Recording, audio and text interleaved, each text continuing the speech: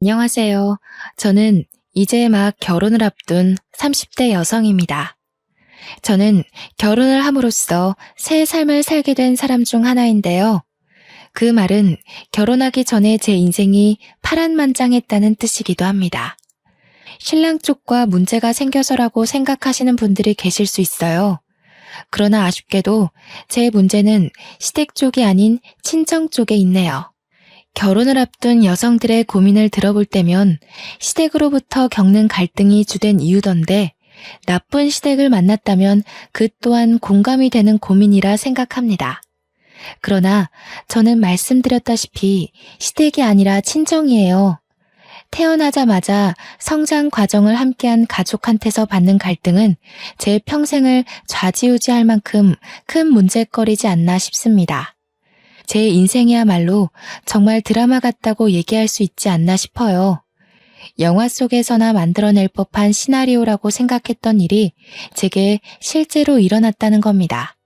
지금부터 들려드릴 제 사연이 전부 거짓 같겠지만 놀랍게도 실화라는 걸 염두하면서 감상해 주시길 바랄게요.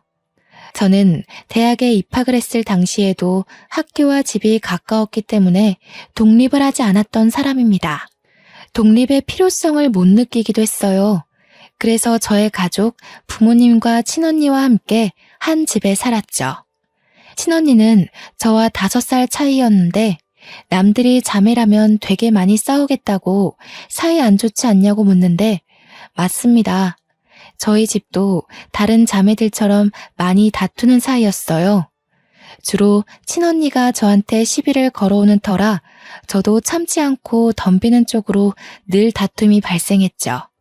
생각해보면 한 번도 친언니와 싸우지 않은 날이 없던 것 같아요.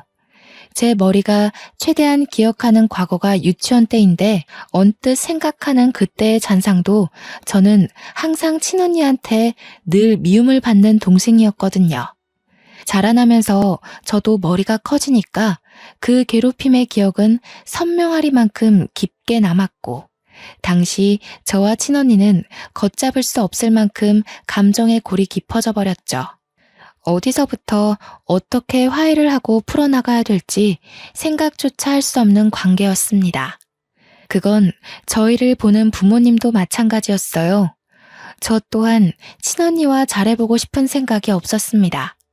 한 번도 친언니와 좋았던 추억이 없기 때문이었는지도 모르겠네요.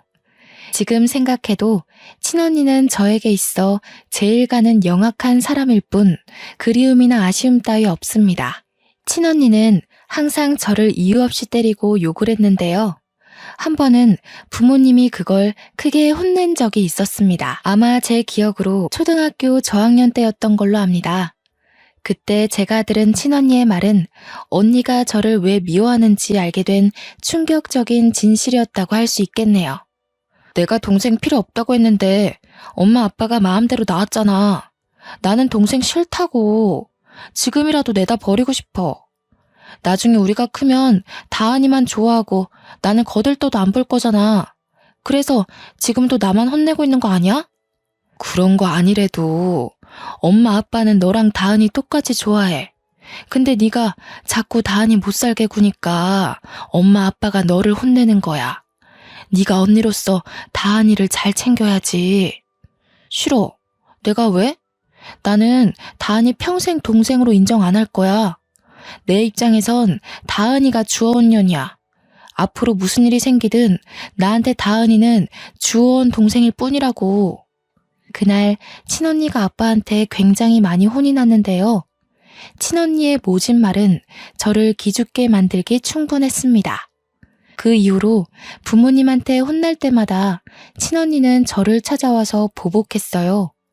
저 때문에 부모님이 자기를 미워한다고 매일 눈앞에서 사라지라는 말과 함께 꼭 같이 겸하는 욕이 바로 주어온 년이라는 거였습니다.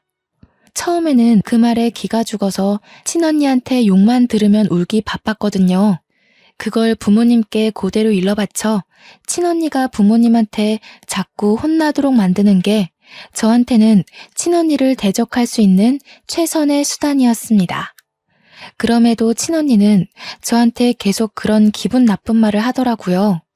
어쩔 때는 부모님한테서 용돈을 똑같이 받으면 친언니가 뒤에서 몰래 제 돈을 뺏기도 했습니다. 언니 나이가 많아지다 보니까 더는 부모님한테 일러 바치는 게 언니한테 위협이 되지 않더군요. 나날이 더 겁 없어지던 친언니는 부모님한테 악까지 지르면서 정말 무슨 짓이라도 벌일 사람처럼 무섭게 변해갔어요. 부모님도 점차 나이가 들어가다 보니까 친언니를 나무라는 방향보다 회유시키는 방법으로 부드럽게 대하려 노력했습니다. 그러나 부모님의 꾸지람이 그치는 건 친언니를 더 날고 뛰게 만드는 길과도 같았는데요. 부모님의 꾸지람이 더 이상 자신을 자극하지 않자 친언니는 대놓고 저를 괴롭히기 시작했어요. 그때마다 부모님은 예전처럼 무섭게 매를 들지 않고 말로만 동생한테 그러지 마 하고 말았죠. 초등학생 때만 해도 언니가 무서워서 나약하게 당하기만 했던 저는 부모님이 저를 포기했다고 생각했어요. 매일 주어온의 소리를 듣는데 나중에는 그 말이 세뇌가 되었는지 부모님이 정말로 저를 사랑하지 않고 언니를 더 좋아한다는 생각이 들더라고요. 그렇게 내내 무더운 오기와 반항은 사춘기 때 폭발했는데요. 그 시기에 저는 여태 가족들에게 보여줬던 모습과는 조금 달랐을 겁니다. 진짜 주워온 것 같이 생긴 게 누군데? 나는 엄마 아빠랑 닮았는데 언니는 어디 닮은 구석이 있기나 해? 내 친구들은 언니 보고 부모님이랑 하나도 안 닮았다고 그러더라. 언니야말로 주워온 사람 아니냐고 그랬어. 뭐라고? 미쳤어? 네가 뭔데 나한테 그런 말을 해? 넌 나한테 그럴 말할 자격 없어. 너 실수로 만들어진 애인 거 모르지? 주제도 모르고 어디서 까불어? 친언니 말로는 부모님이 친언니 하나만 키우고 아이를 안 가질 생각이었는데 실수로 제가 생기는 바람에 낳았다고 했어요. 당시 그 말에 진심으로 상처를 받았지만 어릴 때처럼 부모님한테 찾아가 따져 묻지 않았습니다. 부모님을 믿었다기보다는 친언니 말에 휘둘리지 않고 싶었던 마음이 더 컸던 것 같아요. 그래서 어쩌라는 식의 대꾸만 하면서 친언니에게 되레 언니한테 배웠던 것처럼 욕만 해댔네요. 그렇게 친언니와 저는 서로 고등학생과 대학생이 될 때까지도 대들며 대판 싸우기를 반복하는 삶을 살았습니다. 저희를 혼내다가 지친 부모님은 우리 둘을 보고 절대 붙어있지 말라고 크게 나무라며 용돈을 끊기도 했어요. 당시 용돈이 한참 필요한 나이였던 저희들은 그 때문에 집에서만큼은 다투지 않게 되었습니다. 그러나 집 밖을 나서는 순간 저희는 집에서 일으키지 못한 분란을 한꺼번에 몰아서 터뜨리곤 했는데요. 한 번은 친언니와 제가 귀가 시간이 겹친 적 있었는데 아니나 다를까 저희는 엘리베이터 안에서 크게 다투고 말았습니다. 그땐 공간이 협소한 탓도 있어서 몸싸움까지 벌였네요. 결국 주민들의 신고로 우리는 경찰과 부모님이 오고 나서야 대항을 멈췄습니다. 경찰까지 등장하게 되자 심각성을 느낀 부모님은 그날 저희를 거실에 앉혀놓고 진지하게 대화 나누는 시간을 가졌어요. 도대체 너희 둘은 왜 이렇게 못 잡아먹어서 안달이니? 엄마 아빠가 하루하루 심장이 떨려서 살 수가 없어. 자매 다툼에 경찰까지 출동하는 게 말이야? 대체 어떻게 하면 안 싸울래? 너희들이 원하는 게 뭐야? 내가 왜 동생도 아닌 애랑 엄마 아빠를 공유해야 되는데? 싫은 건 싫은 거야. 방법 같은 거 없어. 내 눈에서 김다은이 없어지지 않는 이상 계속 이렇게 지낼 거야. 난 이런 주워온 애랑 가족하기 싫거든. 담이야. 너 왜 자꾸 동생한테 그런 소리를 하는 거야? 다은이가 어디 주워온 애라는 거니? 자꾸 그런 못된 소리 하면 너희 둘 다 집에서 완전 쫓아낼 수도 있어. 그러니까 내가 동생 필요 없다고 진작 얘기했었잖아. 차라리 쫓아내. 그럼 김다은도 이 집에서 나가게 되는 거잖아. 난 절대 얘 동생으로 인정할 수 없으니까 엄마 아빠가 얘 버리든 내쫓든 뭐든 해. 김담이 입 안 다물어? 가족인데 싫고 좋고가 어딨어. 한 지붕 아래 살면서 서로 포용하고 보듬어줘야지. 엄마 아빠가 너한테 못해준 거 있어? 대체 왜 이렇게 못된 생각을 하는 거냐? 꼴도 보기 싫으니까 방에 들어가. 친언니가 저더러 주워내라고 소리치는 건 내내 한결같았는데 그런 소리를 할 때마다 부모님은 날이 갈수록 상상외로 격한 반응을 일으키더라고요. 친언니가 하는 다른 폭언에 대해선 아무 말도 없다가 꼭 주워내라는 말에서만 민감하게 반응하셨어요. 한 번은 아빠가 성인이 된 친언니를 방에 데려가 딱딱한 매로 훈육을 시킨 걸로 알고 있습니다. 언니가 저를 때렸을 때도 그런 훈육은 없었는데 명절 때 친척들 앞에서 언니가 저한테 또 주워내라고 욕하는 바람에 혼났던 걸로 기억해요. 그 이후로 친언니가 아빠한테 과하게 혼났는지 저는 언니와 말 한마디 안 섞는 사이로 변질이 되었습니다.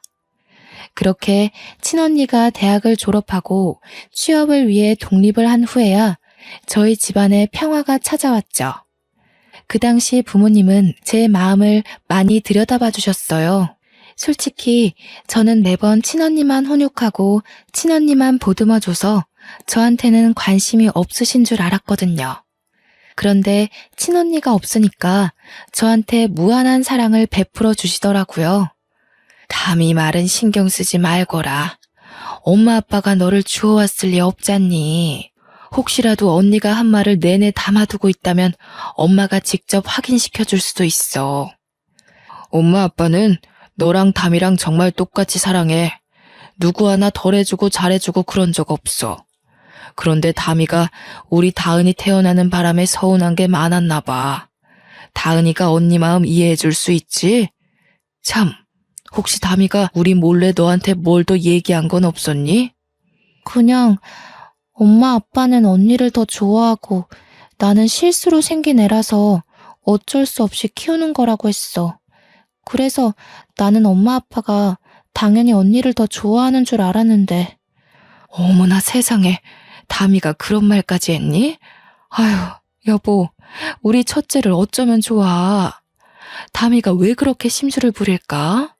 우리가 담이한테 얼마나 많은 노력을 했는데. 친언니가 있을 때는 부모님의 심정이 어떤지 솔직히 생각해 볼 겨를조차 없었습니다. 그런데 친언니 없는 집안에서 부모님의 민낯은 그 어느 때보다 허약하고 언니에 대한 두려움을 가지고 있더라고요. 처음엔 친언니의 폭주족 같은 질주 본능이 무서워서 그렇게 친언니 걱정을 하는 건 줄 알았습니다. 저도 언니를 맞서 싸우고 대들긴 했지만 친언니가 무섭긴 했거든요. 그래서 부모님이 언니 걱정하는 걸 저는 그냥 시원찮게 넘겨버렸어요. 또 괜히 저까지 부모님께 걱정을 얹어주고 싶지 않아서 뭐든 더 혼자 해내려고 했었습니다. 그렇게 조용한 가정이 유지되던 어느 날 친언니는 명절 때도 잘 나타나지 않다가 결혼할 남자가 생겼을 때야 얼굴을 비췄는데요. 그때가 제가 대학을 졸업했을 때였어요. 친언니 상견례 때에 부모님이 저더러 오지 않는 게 좋겠다고 해서 저는 일부러 참석하지 않았습니다. 친언니와 고등학교 이후로 만난 적이 없어서 다툼은 따로 없었지만 남자를 데리고 오랜만에 나타난 언니가 저에겐 인사도 안 하는 걸 보고 아직도 나한테 남은 앙금이 그대로구나 싶어 저도 굳이 상견례에 따라가고 싶지 않더라고요. 친언니 결혼식에만 눈에 안 띄게 참석했고 언니한테 축하 인사도 안 하고 나왔습니다. 이후 저는 취업에 성공해서 친정을 나오게 되었는데요. 직장 가까운 곳으로 독립을 하기 시작했습니다.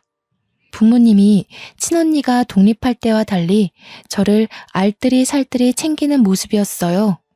이제 집에 자녀들이 다 빠지고 없으니 적적하셔서 나를 더 걱정하는 건가 싶은 생각만 들었습니다. 저는 부모님이 마음을 조금이나마 놓았으면 해서 독립하고도 하루에 한 번씩 꼭 인사 전화를 했습니다.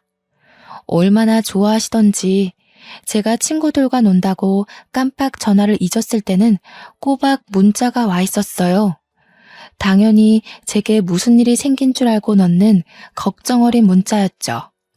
부모님은 저와 친언니를 낳고 한순간도 두 발 뻗고 못 주무셨을 텐데 독립하고 나서까지 부담을 주기가 싫더라고요. 그래서 저는 친구들 만나는 날엔 약속을 나가기 전 부모님께 일찍 전화를 드리곤 했습니다. 부모님 말 들어보니까 친언니도 종종 부모님께 연락을 하고 있는 것 같더군요. 아마 제가 결혼하지 않는 이상 저는 친언니 볼 일이 영영 없지 않을까 싶네요. 저는 취업한 지 얼마 되지 않아서 그 사이 결혼을 전제로 만나는 남자친구가 생겼습니다. 남자친구한테는 누나 한 명이 있는데 우연히 만났다가 첫인사를 나누게 된 적이 있거든요. 저보다 키도 크고 저와 달리 스타일도 강해서 솔직히 좀 무섭더라고요. 또 저는 친언니에 대한 트라우마가 있어서 저보다 나이 많은 여자에 대해 기본적으로 두려움이 있었습니다. 그런데 뜻밖의 누나 되는 사람이 제 가슴에 깊숙이 박힌 상처를 바로 깨트려 준 거 있죠. 초면이나 다름없는데도 제게 그렇게 친언니처럼 잘해주는 겁니다. 다은아, 오늘 언니랑 같이 백화점 갈래? 너 이틀 뒤에 생일이라면서 언니가 선물 하나 사줄게. 지나가다가 너한테 정말 잘 어울릴 것 같은 신발 하나 봤거든. 영훈이 이 자식은 네 생일을 임박해서야 알려주는 거 있지? 아니에요, 언니. 괜찮아요. 신경 안 써주셔도 돼요. 생일이 특별한 날도 아닌데요, 뭘. 그러지 말고 제가 맛있는 거 사드릴게요. 제 생일이니까 제가 영훈 오빠랑 같이 밥 쏠게요. 생일이 왜 안 특별해?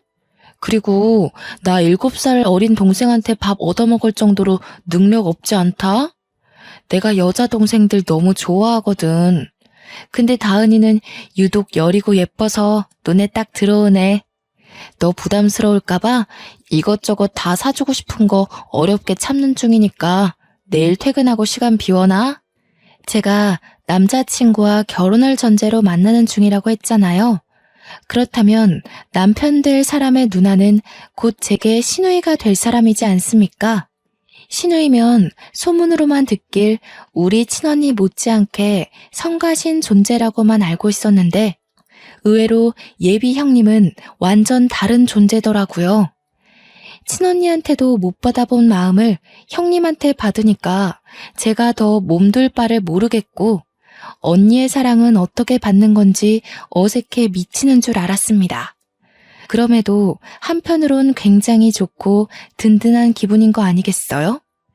제 곁을 지켜주는 남편의 존재와는 완전 다르게 제 편이 생긴 느낌이었습니다. 저희 집이 그래도 좀 넉넉한 편이라서 제가 마냥 남편한테 받기만 하는 사람은 아니었는데요.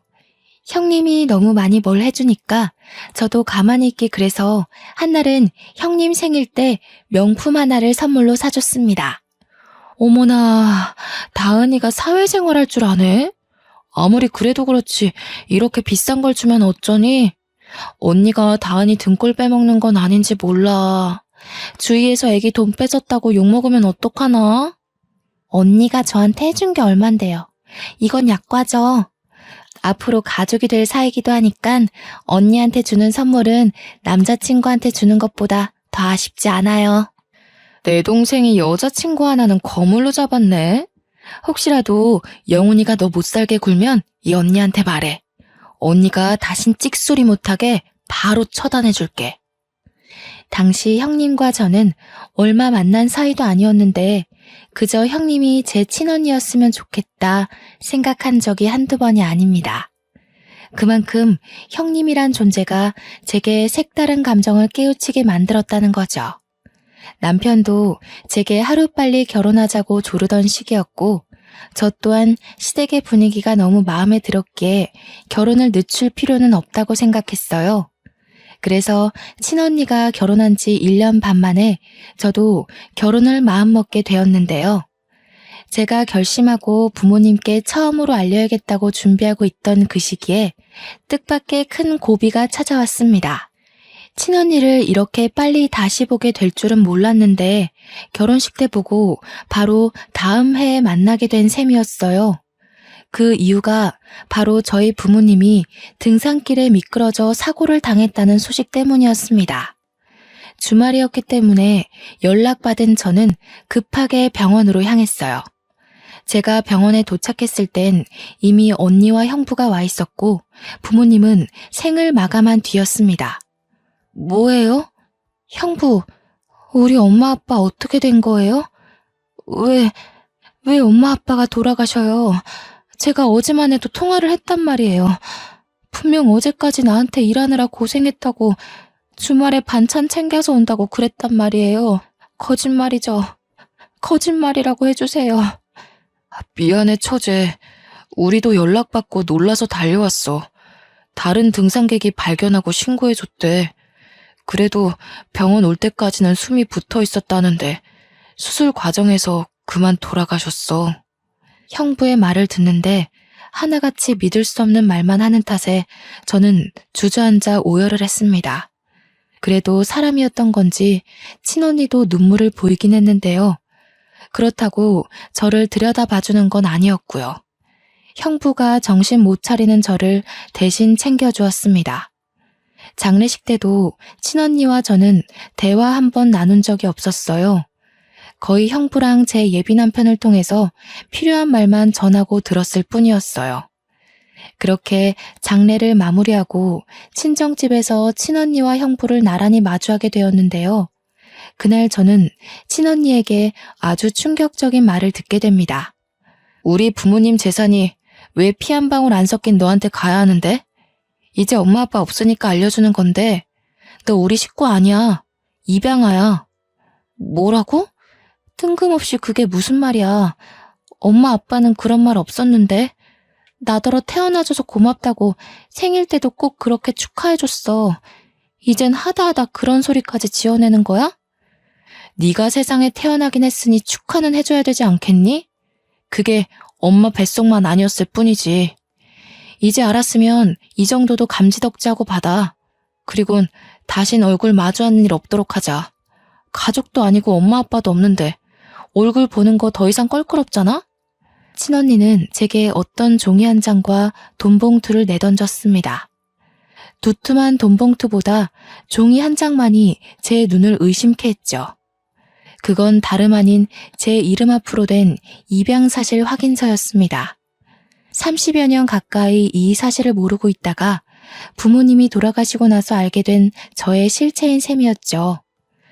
너무 충격이라서 그 확인서만 뚫어져라 보면서 아무 말도 못하고 있는데 친언니가 마지막 말로 제게 쐐기를 박더라고요. 엄마 아빠도 널 가여워해서 그만큼 키워놓은 거야. 근데 사람이라는 게 참 그렇다? 피 안 섞인 자식을 아무리 내 새끼라고 키웠다 해도 재산까진 물려주고 싶지 않은 게 부모의 진짜 진심이거든. 그래서 이미 나한테 상속하겠다고 위임장을 써놨더라고. 그러니까 내가 지금 너한테 준 돈은 온전히 내가 쓰는 선심이라는 거야. 감사하게 생각하고 네 돈 아닌 것에는 괜히 눈독 들이지 마. 그렇게 친언니는 그대로 집을 나가버렸습니다. 형부는 쭈뼛거리면서 일어나며 저한테 미안하다고 위로를 해줬는데 전혀 들리지 않았어요. 제가 입양하라는 사실이 그저 충격이라 아무런 행동도 취할 수가 없었죠. 그렇게 저는 며칠을 친정집에 고립되어 있었습니다. 남편도 형님도 그 누구의 연락도 받지 않고 울기만 했어요. 이미 하늘로 가버린 부모님께 원망하는 것 말고는 아무것도 할 수가 없어서 더없이 속앓이만 했네요. 엄마 아빠는 왜 그랬을까요? 왜 저한테 말해주지 않았을까요? 왜 내가 입양이 된 건지, 그럼 내가 버려진 아이라는 건지, 그렇다면 내 친모는 누구인지, 저는 아무것도 알 수가 없었습니다. 나이가 30이나 되었다는 걸 잊어버리고서 다시 아이로 돌아간 것처럼 울었어요. 기진맥진으로 몇 주를 흘려보내고 친정집 빼고는 전 재산이 언니한테로 갔다고 문자만 받았습니다. 저한테 남은 거라곤 부모님과 살던 이 집과 친언니가 던져주고 간 5천만 원의 돈뭉치뿐이었죠. 그럼에도 그딴 돈 사정은 제 신경을 자극하는 거리가 못 되었습니다. 그보다 저를 여전히 휘어잡고 있던 문제는 거실에 덩그러니 놓여있는 입양사실 확인서였어요. 거기는 보육원 이름과 주소가 적혀 있었거든요. 제가 마음을 다잡고 집 밖을 나가게 만들어준 것이 바로 이것 때문이었습니다. 보육원의 존재를 찾기 위해 저는 집구석에만 박혀 있을 수가 없었어요. 그렇게 찾아간 보육원에선 아이들 소리가 가득했는데요. 제가 저 아이들과 같은 처지였다는 사실에 기분이 오묘했습니다. 저는 단 한 번도 부모가 없다는 생각을 해본 적이 없는 사람이잖아요. 부모가 있는데 부모가 없는 애라고 하니까 도무지 받아들여지지 않는 거 있죠. 저는 저를 반겨주는 그곳 원장님을 만나서 들고 있던 확인서를 보여드렸습니다. 제가 여기서 입양되었다고 들었어요. 혹시 친모도 알 수 있을까요? 만나려는 게 아니라 어떤 분인지만 알고 싶어서요. 이런 곳이 처음이라서 이런 부탁을 하는 게 실례는 아닐까 걱정했지만 원장님은 흔쾌히 허락해 주셨습니다. 커피 한잔 하면서 잠시만 기다리고 있으라던 원장님은 컴퓨터 자리로 돌아가 기록을 확인했습니다. 종이와 화면을 번갈아 보면서 몇 번이나 고개를 기울였는데 저는 그 모습을 바라보기만 할 뿐 영문을 모르고 기다리기만 했죠. 금방이면 된다는 원장님은 근 10분간 혼자 고뇌를 하다가 찝찝한 표정으로 제게 돌아왔습니다. 김다은 씨라고 하셨죠? 실례지만 이게 본인 서류가 확실한가요? 어디 다른 종이와 헷갈려서 가져오신 건 아니고요? 아니요, 제 거 맞습니다. 부모님께서 가지고 계셨던 걸 들고 온 거예요. 왜 그러시는데요? 뭐가 잘못됐나요? 자꾸 신뢰되는 질문을 하는 것 같네요. 저희 전산에 기록된 정보랑은 이름이 달라서요. 본인께 확실하다면 혹시 개명하셨나요? 저희 쪽에는 이 확인서 정보가 김다은 양이 아니라 김다미 양으로 원화 등록이 되어 있거든요. 부모님을 여의고 그것조차 제대로 추스리지 못한 제게 원장님의 말은 또 한 번의 충격이었습니다. 당시 그게 정말이냐고 원장님한테 몇 번이나 되물었던 기억이 나네요. 원장님은 곧바로 새 확인서와 원화 등록 정보를 함께 뽑아서 제게 가져다 줬는데요. 원화 등록 정보에 있는 어린아이의 사진은 제가 알고 있는 우리 친언니의 얼굴이었습니다. 온몸에 소름이 쫙 돋으면서 도대체 이게 어떻게 된 일인가 한참을 생각했어요. 원장님께서 혹시 누가 위조를 한 게 아니냐고 묻는 순간 저는 그 말에 친언니가 사기를 쳤다는 사실을 뒤늦게 깨달았습니다. 저는 원장님께 양해를 구하고 새 확인서와 원화 정보를 들고서 언니를 찾기 위해 전화를 걸려고 했습니다. 그런데 마침 남편한테 전화가 오더라고요. 제가 연락 없는 동안 가장 많이 걱정하고 시름시름 앓았던 사람일 겁니다. 그동안 아무것도 하기 싫은 마음에 걱정해주는 사람 생각도 못하고 남편 연락을 피했거든요. 저는 미안한 마음을 안고 전화를 받았습니다. 미안해 오빠. 내가 엄청난 사실을 알아버려서 한동안 아무 생각도 하고 싶지 않았어. 그래도 나 걱정해주는 오빠 생각해서 그러면 안 되는 거였는데 정말 미안해. 아니야. 무사하면 됐어. 나는 또 네가 부모님 그렇게 되고 극단적인 생각이라도 했을까봐 얼마나 마음 졸였다고. 목소리 들었으니까 됐어. 그래서 지금은 어딘데? 다은이니? 전화 받았어? 이리 줘봐. 다은아, 너 도대체 어떻게 된 거야? 언니가 얼마나 걱정한 줄 알아? 괜찮은 거 맞지? 너 지금 어디야? 언니한테도 정말 미안해요. 저 지금 친언니한테 가요. 이걸 모른 척 넘어가기엔 돌아가신 엄마 아빠가 너무 불쌍하잖아요. 남편과 형님은 저와 친언니 관계를 어느 정도 알고 있었습니다. 특히 제가 형님한테 제 친언니였으면 좋겠다고 하면서 직접 친언니와 많이 비교했기 때문에 형님은 친언니가 저를 얼마나 괴롭혔는지 아주 잘 아는 사람이었어요. 그래서 저더러 그 여시한테 왜 가냐고 성질을 그렇게 내더라고요. 혼자 거길 갔다가 무슨 꼴을 당하려고. 그 여자 성깔이 아주 괴팍하던데. 너 기다려. 혼자선 안 돼. 언니가 같이 가줄 테니까 집에서 딱 기다리고 있어.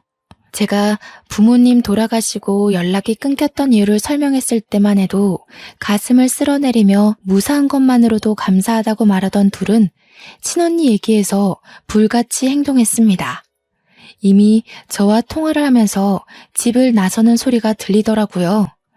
솔직히 혼자 가기 무서웠는데 둘의 도움을 받으니까 용기가 더 생기는 거 있죠? 저는 그렇게 친언니 집에 찾아가는 데 성공했습니다. 그것도 친언니가 아닌 형부한테 전화해서 알아낸 주소였어요. 제가 모든 사실을 알게 된 사정을 얘기하니까 형부가 난감해하면서 결국 주소를 알려준 거였습니다. 찾아간 친언니의 신혼집은 부모님 재산 덕을 받는지 부자 동네에 자리하고 있는 주택이더라고요. 문도 형부가 열어줬던 터라 친언니는 아예 영문을 모르고 있었나 봅니다. 잠옷바람인 채로 저를 보자마자 당황하더니 금세 역정을 내더군요. 너 뭐야? 네가 여기가 어디라고 찾아와? 내가 다신 내 눈앞에 거슬리지 말랬지. 우리 더는 이렇게 마주할 식구 아니라고 했을 텐데. 설마 재산 못 받은 게 억울해서 온 거니? 내가 너한테 고작 그것만 억울하겠어? 부모님 돈으로 이렇게 좋은 집 얻어 살면서 양심의 가책 한 번도 느낀 적 없니? 내가 진짜 궁금해서 그래. 너 양심은 있긴 해? 지금 너라고 했어? 내가 너보다 5살은 많아. 건방진 게 감히 예의도 모르고. 여보, 당신이 못 열어줬어? 미친 거야? 내가 전현 찾아오면 상종도 하지 말고 경찰에 신고하랬잖아. 다은이가 다 알고 왔대. 내가 이럴 줄 알았어. 그러니까 솔직하게 밝히자고 했지. 작은 일도 아니고 어떻게 손바닥으로 하늘을 가리겠어. 형부는 이미 자포자기 상태였고 친언니는 그런 형부를 밀치며 무작정 저한테 다가오더니 제 어깨를 확 밀어버렸습니다. 뒤로 넘어지려는 걸 남편이 붙잡아주는 덕에 다치진 않았네요. 그때 저 대신 나서서 친언니를 사정없이 밀어버린 사람은 다름 아닌 형님이었습니다. 이 우라질년이 어디에 그 더러운 손을 대? 네가 그동안 우리 다은이 괴롭힌 주원년이니? 어쩜 생긴 것도 사돈 어른이랑 이렇게 딴판인지 몰라. 사돈 어른 사진만 봐도 우리 다은이가 아니라 너 같은 게 주원 자식이라는 거 세상 사람들이 다 알겠더라. 친언니보다 형님이 2살은 더 많았는데 형님도 친언니 못지않게 한 성깔 한다고 남편으로부터 듣기만 했거든요. 당연히 저는 그런 무서운 형님의 모습을 아직 본 적은 없습니다. 제겐 늘 다정하고 털털하기만 한 사람이었으니까요. 뭐야 이 여자는? 김다은, 아주 꼴값을 떤다. 왜? 혼자로 안 될 것 같으니까 지원군이라도 끼고 온 거니? 네가 여기서 뭘 더 할 수 있을 것 같은데? 안간힘을 써봤자 결국 네가 얻을 수 있는 건 아무것도 없어. 어처구니가 없네. 태생부터 거짓투성이라 그런지 생각하는 꼬락서니 마저 저렴하기 짝이 없구나. 너 같은 것들 때문에 착하고 선한 아이들이 고아라는 이유로 오해를 받는 거야. 뭐라고? 아까부터 이 여자는 누군데 남의 일에 끼어들어서 간섭이야. 김다은이 돈 주고 깽판 좀 쳐달라 부탁하던가요? 할 일 없으세요? 그래, 나 할 일이 너무 없어서 내 동생 지키는데 아주 혈안이 된 사람이다. 누가 우리 착한 다은이 피 빨아먹고 있다는 소문을 들었거든. 사기꾼 한 명 끌어내려고 냉큼 쫓아왔어. 형님이랑 친언니가 서로 덤비며 싸우려는 걸 형부와 남편이 말리느라 집안이 순식간에 난장판이 되었습니다. 그때 저는 친언니에게 다가가 제가 알고 있는 모든 사실을 밝히며 따져들었죠. 내가 입양하라고? 드라마 너무 많이 본 거 아니야? 요즘 세상에 그딴 거짓말을 하고도 언니가 무사할 것 같았어? 언제까지 숨길 수 있을 거라 생각했는데 형부가 미리 언지를 주지도 않았는지 친언니가 제 고백에 살짝 당황하더라고요. 그러나 그도 잠시 곧장 발뺌하며 오히려 적반하장식으로 나오길래 저는 가방에서 꺼낸 서류를 친언니 얼굴에 던져버렸습니다. 이래서 나를 그렇게 괴롭혔니? 뭐가 그렇게 셈이 나서? 너 도대체 뭐 하는 인간이니? 우리 부모님 관심이 목적이었던 거야? 아니면 재산이 목적이었던 거야? 네가 이런 짓을 벌이고도 과연 하늘에 계신 부모님께서 곱게 눈 감아줄까? 그래서 네가 사실을 다 알았다고 해도 달라지는 건 없어. 이미 부모님은 나를 자식으로 인정했고 재산도 나한테 다 상속했잖아. 너야말로 이 재산이 탐나서 다 파헤치고 행패 부리는 거 아니야? 경찰 부르기 전에 당장 꺼져. 그래, 경찰 불러. 나도 네가 사기치고 부모님 재산 빼돌린 거랑 이 서류 조작해서 일 꾸민 거랑 싹 다 고발할 거야. 경찰 불러 당장. 싸우더라도 매번 동생이라는 이유로 지기만 했던 제가 경찰을 직접 부르는 솔선수범을 보이자 친언니가 크게 멈칫하는 겁니다. 그리곤 바로 형부를 뿌리치고 저를 덮쳤어요. 그대로 제 머리채를 잡는 친언니를 떼어놓느라 온 사람들이 우리를 애워싸기도 했습니다. 한바탕 소동이 일어난 사이 신고가 들어갔던 경찰이 찾아왔고 저와 언니는 나란히 경찰서를 가게 되었죠. 다른 식구들도 자차를 몰고 금방 뒤따라왔습니다. 거기서 저와 언니가 각자의 사정을 다 고백했는데 끝까지 자기가 친자식이라 주장하는 친언니 때문에 당장 해결이 안 되지 뭡니까? 제가 확인서도 다 보여줬고 원장님한테 전화를 걸어 확인까지 시켜줬는데 친언니가 너무 강하게 고집을 피우다 보니까 경찰도 제 의견의 신빙성이 더 필요하다고 느꼈나 봅니다. 경찰이 한참 곤란해하고 있는 그때 지켜만 보던 형부가 자처하여 제 입장에 힘을 실어줬는데요. 제가 말씀드릴게요. 더는 제 와이프가 망가지는 꼴을 못 보겠네요. 처제 말이 다 맞습니다. 필요하시다면 와이프가 여태 처제 속이려고 진행했던 재산 과정에 대해서도 증언할게요. 여보 미쳤어? 무슨 소리야. 도와줄 거 아니면 가만히 있던가. 우리 재산 몰수당하면 당신도 빈털털이 되는 거 몰라? 아무것도 모르면 가서 앉아있어. 결국 형부는 친언니를 외면하고 다른 자리에서 친언니의 실체에 대해 증언을 하였고 형부의 증언이 크게 작용하여 친언니는 그 자리에서 바로 구속이 되었습니다. 구속 수사를 하고 보니 친언니가 재산상속 위임장에 부모님 도장까지 훔쳐서 직접 작성했다고 하는 거 아니겠습니까? 듣고서 기가 막혀 죽는 줄 알았습니다. 도대체 얼마나 배짱이 커야 이런 엄청난 일을 과감하게 저지를 수 있는 걸까요? 경찰 말로는 상속 재산 처분은 쉽게 해결하기 어려운 부분이라서 보통은 가족끼리 의논하여 합의를 본다고 합니다. 하지만 저는 여태 친언니에게 당해온 악질을 용서할 수 없었고 위임장까지 위조하면서 돌아가신 부모님을 능욕한 것 또한 절대 그냥 넘길 수 없다고 생각했어요. 저는 한치의 고민도 없이 친언니를 고소했습니다. 빚을 내서라도 변호사를 선임해 끝내 저희 부모님의 재산을 모조리 몰수해왔죠. 벌금을 낼 돈이 없던 친언니는 그대로 5년 이하의 징역을 살게 되었다고 들었습니다. 그 전에 형부와는 합의 이혼을 진행한 걸로 알고 있고요. 모든 걸 다 끝내버리고 친정집을 정리하던 중 형부에게 문자가 한 통 왔었는데요. 그동안 미안했다고 어른으로서 창피한 짓을 저질렀다며 사과하는 내용이더라고요. 그리고는 형부와도 연이 끊어졌습니다. 친정집을 부동산에 내놓고 정리할 때까지 제 옆을 든든하게 지켜준 예비 남편과 본격적으로 결혼 준비에 돌입했는데요. 남편이랑 형님이 힘든 일을 한꺼번에 치룬 저를 위해서 가족보다 더 따뜻한 손길을 내밀어 주었어요. 부모님을 여의고 제가 과연 이 넓고 험한 세상을 버티며 살아갈 수 있을까 무섭기도 했거든요. 제 옆에 남편과 형님이 있다는 걸 잊고 바보같이 고민을 하고 있었던 겁니다. 시댁 식구는 저에게 무엇보다 감사한 새 울타리가 되어주었습니다.